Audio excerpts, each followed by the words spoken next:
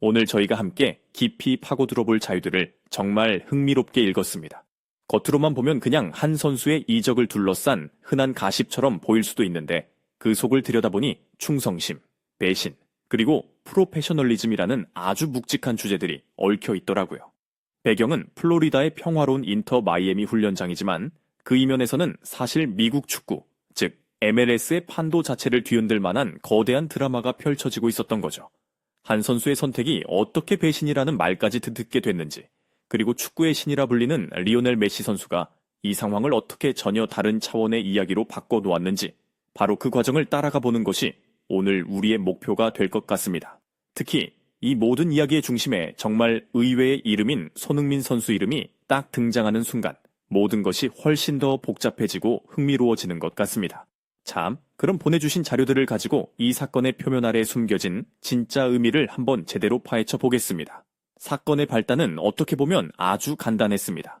메시의 정말 절친한 후배이자 아르헨티나 대표팀, 동료인 파울로 디발라 선수가 소속 팀과의 계약이 끝나고 나서 모두의 예상을 깨고 인터 마이애미가 아니라 라이벌 팀인 LAFC로 이적을 결정한 거죠. 친한 형이 있는 곳을 외면하고 가장 강력한 경쟁팀으로 가버린 거니 팬들이 격분하는 것도 사실 무리는 아니었습니다. 팬들의 시각에서 보면 이건 명백한 배신으로 보일 수밖에 없는 상황이었죠. 특히 메시가 MLS에 온 이후로 리그 전체가 거의 메시 유니버스처럼 재편되고 있었잖아요. 그런 상황에서 메시의 가장 가까운 동료 중 한 명이 그 질서에 들어오기를 거부하고 심지어 그 반대편에 서겠다고 선언한 셈이니까요. 하지만 축구계 내부에서는 충격적이긴 하지만 한편으로는 이해가 간다는 시각도 분명히 있었습니다. 팬들이 느끼는 감정적인 배신감과는 별개로 이해가 갈 만한 축구 내적인 이유가 있었다는 것이 궁금한데요. 이것은 디발라 개인의 커리어를 놓고 봤을 때 어쩌면 LAFC가 인터 마이애미보다 더 매력적인 선택지였을 수 있다는 분석입니다. 핵심은 전술적인 궁합에 있습니다. 디발라는 전형적인 10번, 즉 공격을 조율하고 창의적인 패스를 뿌려주는 플레이메이커잖아요. 이런 유형의 선수가 가장 빛나는 순간은 자신의 패스를 받아서 수비 뒷공간으로 끊임없이 침투해주는 발 빠른 공격수가 있을 때입니다. LAFC에는 바로 그런 유형의, 그것도 월드클래스 선수가 이미 있었죠. 바로 손흥민 선수입니다. 손흥민 선수는 현재 세계에서 수비 라인을 무너뜨리는 움직임과 그 이후의 결정력 면에서 정말 타의 추종을 불허하는 선수거든요. 폭발적인 스피드에 양발 슈팅까지 겸비한 손흥민은 디발라 같은 플레이메이커에게는 거의 꿈의 파트너나 다름없는 선수인 거죠. 반면에 인터 마이애미는 어떤가요? 그곳은 모든 공격이 메시를 중심으로 메시의 발끝에서 시작되잖아요. 보다 느린 템포로 공을 소유하면서 경기를 지배하는 스타일이죠. 만약 디발라가 마이애미로 갔다면 그는 팀의 제일 옵션이 아니라 메시를 보조하는 역할에 머물렀을 가능성이 아주 큽니다. 결론적으로 디발라 입장에서는 메시의 그림자 안에 머무는 대신 손흥민이라는 완벽한 파트너와 함께 팀의 명실상부한 에이스가 될 수 있는 길을 택한 셈입니다. 와, 이것은 배신이 아니라 지극히 프로페셔널한 야망의 표현으로 볼 수도 있겠네요. 축구 전술적인 관점에서는 그렇게 해석하는 것이 훨씬 합리적이죠. 하지만 당시 들끓었던 팬들의 여론은 그런 분석을 용납하지 않았습니다. 소셜미디어는 메시를 버리고 손흥민을 택한 배신자라며 원색적인 비난으로 도배되다시피 했습니다. 디발라는 은혜를 모르는 자, LAFC는 메시의 왕국에 도전하는 악의 축으로 묘사되었죠. 결국 모든 시선은 단 한 사람, 리오넬 메시에게로 쏠릴 수밖에 없었습니다. 주말 경기를 앞두고 메시가 훈련을 마친 뒤 기자들과 만나는 믹스트존에 나타났을 때 그 분위기가 어땠을지 상상이 갑니다. 자료의 묘사를 보니 메시는 평소처럼 차분해 보였지만 그를 둘러싼 공기는 거의 살얼음판 같았다고 합니다. 기자들 입장에서도 굉장히 조심스러웠을 겁니다. 이 문제가 단순히 이적에 대한 질문이 아니라 메시의 자존심, 리더십, 그리고 디발라와의 사적인 관계까지 건드리는 아주 민감한 사안이었으니까요. 섣불리 질문했다가 메시의 심기라도 건드리면 그 파장이 엄청났을 테죠.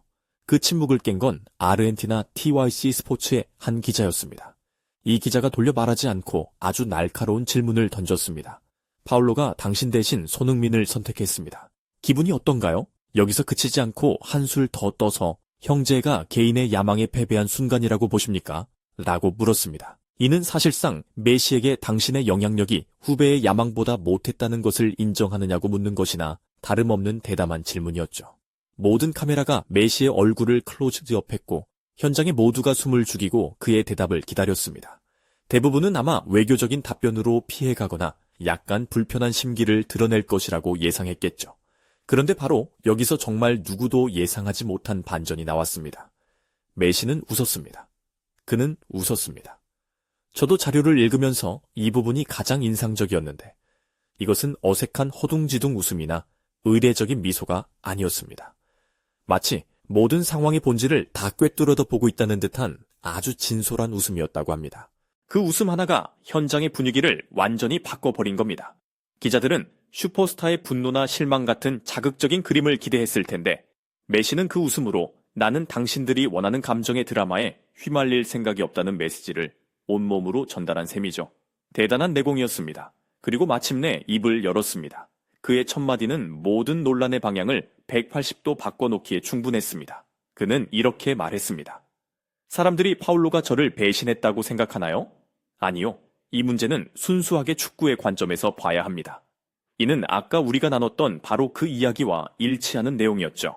메시는 본능적으로 이 사태의 핵심을 알고 있었던 겁니다. 그는 자신을 상처 입은 선배나 버림받은 리더 같은 피해자의 위치에 놓는 대신 모두의 시선을 더 높은 차원, 즉 축구라는 본질로 이끌고 갔습니다. 슈퍼스타 메시가 아니라 디발라와 같은 포지션에서 뛰는 동료 선수로서 이 상황을 완벽하게 이해하고 있다는 것을 보여준 겁니다. 기자회견장은 순식간에 조용해졌습니다. 메시가 단순히 상황을 무마하려는 것이 아니라는 것을 모두가 직감한 거죠. 그리고 바로 그때 메시는 다음날 모든 신문의 헤드라인을 장식할 수밖에 없는 그야말로 폭탄 같은 발언을 이어갔습니다. 듣는 모두가 자신의 귀를 의심했을 만한 발언이었죠. 메시는 이렇게 말했습니다. 솔직히 말해서 만약 제가 지금보다 5살만 젊고 여기에 제 가족들이 없었다면 아마 저 역시 LAFC로 가고 싶었을 겁니다. 이것은 정말 상상 이상의 답변이었습니다. 그렇습니다. 이 발언은 단순히 디발라를 감싸주는 차원을 넘어서는 겁니다. 메시가 LAFC를 언급한 이유가 무엇일까요? 도시가 좋아서? 돈을 많이 줘서? 아닙니다. 그가 이 발언으로 암시한 것은 단 하나, 어떤 선수와 함께 뛰고 싶은가였습니다.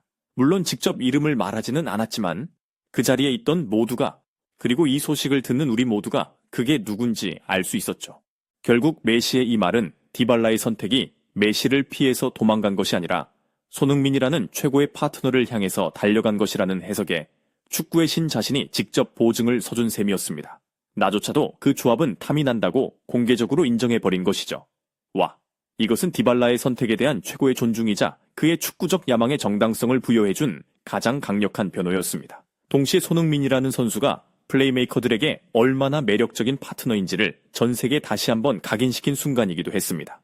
결국 팬들의 눈에는 배신으로 보였던 한 선수의 선택이 사실은 최고의 경기력을 향한 순수한 야망의 결과였고 그 본질을 누구보다 깊이 이해하고 존중해준 인물이 바로 논란의 중심에 있던 리오넬 메시 자신이었다는 것이죠. 이것이 오늘 우리가 자료를 통해 파헤쳐본 이야기의 핵심인 것 같습니다.